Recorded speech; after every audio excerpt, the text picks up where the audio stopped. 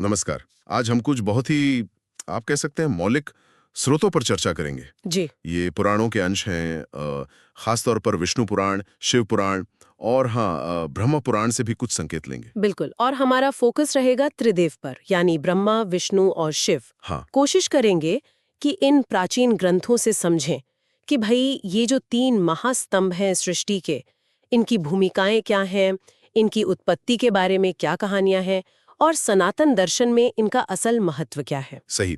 मतलब वो जो सामान्य जानकारी है उससे शायद थोड़ा और गहरा उतरे। हाँ, वही। तो सोचिए वो समय जब कुछ नहीं था, सिर्फ परब्रह्म, और फिर इच्छा हुई और त्रिदेव प्रकट हुए।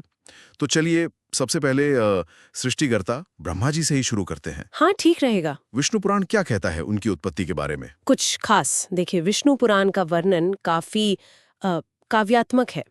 वो कहता है कि सृष्टि से पहले जब श्री हरि विष्णु क्षीर सागर में शेषनाग पर थे, योग निद्रा में, हाँ। तो उनकी नाभि से कमल निकला और उसी कमल पर ब्रह्मा जी प्रकट हुए। अच्छा। हाँ, और कुछ दूसरे स्रोत उन्हें हिरण्यगर्भ से भी जोड़ते हैं। हिरण्यगर्भ वो क्या है? हिरण्यगर्भ मतलब सोने का गर्भ, या कह लीजिए एक तरह का ब्रह्मांडीय अंडा, जो सृष्टि की बिल्कुल शुरुआती अवस्था का प्रतीक है। तो मतलब विष्णु पुराण सीधे उन्हें विष्णु से जोड़ रहा है। हाँ, प्रमुखता से। और उनका काम तो खैर स्पष्ट ही है, सृष्टि बनाना। पर वो वेदों वाली बात क्या है? 4 मुखों से वेद। जी, उन्हें चतुर्मुखी कहा जाता है और मान्यता है कि अपने 4 मुखों से उन्होंने चारों वेदों का ज्ञान प्रकट किया। ये वेद सृष्टि चलाने के लिए जो मूल नियम हैं, जो ज्ञान है, वो थे। तो सिर्फ भौतिक रचना नहीं, ज्ञान की स्थापना भी। बिल्कुल, उनका काम दोहरा था। लेकिन एक बात है जो थोड़ी चौंकाती है। अगर वो सृष्टि करता है, तो जैसा पुराणों में भी आता है, उनकी पूजा उतनी क्यों नहीं होती? मतलब शिवजी या विष्णु जी की तरह। हाँ, ये सवाल आता है। पुराणों में इसकी एक कथा मिलती है। अच्छा। एक बार ब्रह्मा और विष्णु में बहस छिड़ गई कि कौन श्रेष्ठ है। हाँ हाँ, वो वाली कथा। तो तब शिव एक अनंत ज्योतिर्लिंग के रूप में प्रकट हुए। विष्णु ने तो मान लिया कि वो उसका अंत नहीं पा सकते, पर कहते हैं कि ब्रह्मा जी ने झूठ कह दिया कि उन्होंने शिखर देख लिया है। ओहो। हाँ, तो शिव पुराण कहता है कि इसी झूठ, इसी अभिमान के कारण शिव ने उन्हें एक तरह से श्राप दिया कि वही आपकी पूजा उतनी नहीं होगी। तो ये एक तरह से अहंकार पर चेतावनी है। बिल्कुल, पुराणों का एक गहरा संदेश कि अहंकार कितना भारी पड़ सकता है देवताओं पर भी। और उसके नतीजे क्या होते हैं? वाकई। तो जहाँ ब्रह्मा सृष्टि शुरू करते हैं, वहीं विष्णु उसे संभालते हैं, पालते हैं। उनका वो अवतार वाला सिद्धांत तो बहुत ही फेमस है। सही कहा। विष्णु का मुख्य काम ही है सृष्टि का पालन और धर्म की रक्षा करना। वो क्षीर सागर में शेषनाग पर है, जो स्थिरता और चेतना का प्रतीक है। और सबसे जरूरी बात है उनका अवतार लेना। गीता में भी है ना, यदा यदा ही धर्मस्य ग्लानिर्भवति भारत। हाँ, परित्राणाय साधूनाम विनाशाय च दुष्कृताम। बिल्कुल, धर्म संस्थापनार्थाय संभवामि युगे युगे।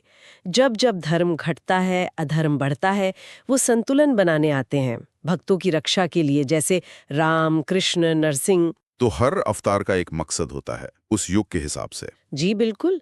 ये सिर्फ दुष्टों का नाश नहीं है, ये असल में जो ब्रह्मांड की व्यवस्था है, जो रित है, उसे फिर से स्थापित करना है। इस संतुलन वाली बात बहुत अहम लगती है। और अगर संतुलन की बात करें तो फिर परिवर्तन या संहार भी तो जरूरी है। यहीं पर शिवजी की भूमिका आती है। उन्हें संहारक कहते हैं। शिव पुराण उन्हें कैसे दिखाता है? शिव पुराण शिवजी को बहुत ही रहस्यमयी और मौलिक रूप में दिखाता है। वो स्वयंभू हैं। स्वयंभू मतलब खुद से उत्पन्न, ना कोई शुरुआत ना कोई अंत। उनका रूप भी देखिए कितना प्रतीकात्मक है। जटाओं में गंगा, मतलब ज्ञान और पवित्रता का प्रवाह। हाँ। गले में विष धारण किया, हलाहल।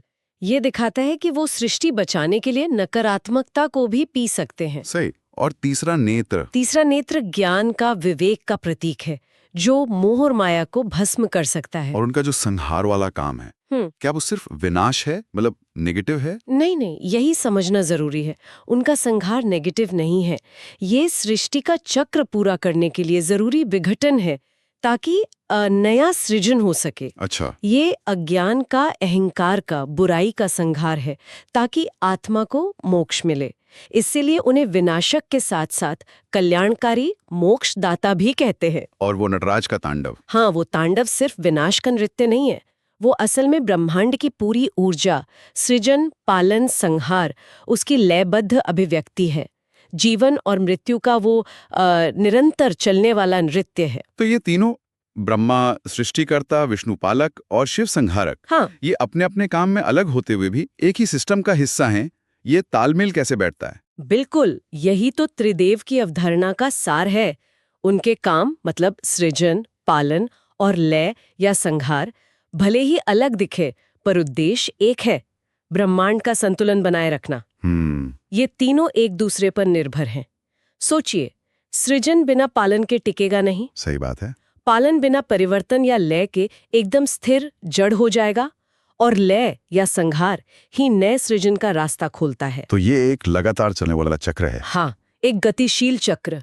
ये कोई फिक्स्ड रोल नहीं है। पुराण इसी आपसी निर्भरता और संतुलन पर जोर देते हैं। तो मतलब ये तीनों सनातन धर्म के वो खंबे हैं जो सृष्टि का जो बहाव है उसको बनाए रखते हैं। सृजन, स्थिरता और परिवर्तन का ये चक्र ही जीवन का आधार है, जैसा ये पुराण बताते हैं। बिल्कुल सही समझा आपने। भूमिकाएं अलग-अलग, पर लक्ष्य एक, सृष्टि की व्यवस्था और उसका संतुलन। तो आज हमने पुराणों के जरिए त्रिदेव की भूमिकाओं को थोड़ा और गहराई से देखा। ब्रह्मा, विष्णु और शिव अपनी अपनी खासियत और कामों से मिलकर इस पूरे ब्रह्मांडीय नृत्य को चला रहे हैं। हाँ, और ये जानना वाकई में दिलचस्प है कि ये तीन शक्तियां जो हमें अलग-अलग दिखती हैं, असल में एक ही परम उद्देश्य के लिए काम कर रही हैं। श्रोताओं के लिए एक विचार छोड़ा जा सकता है शायद। हाँ, बताइए। कि संतुलन का ये जो प्राचीन सिद्धांत है, जहाँ सृजन, स्थिरता और परिवर्तन तीनों ही बराबर जरूरी हैं, ये आज हमारे अपने जीवन में या समाज में कितना प्रासंगिक है? क्या हम अपनी जिंदगी में इन तीनों शक्तियों के बीच संतुलन खोज पाते हैं? इस पर सोचा जा सकता है। बहुत अच्छा विचार है, सोचने वाली बात है।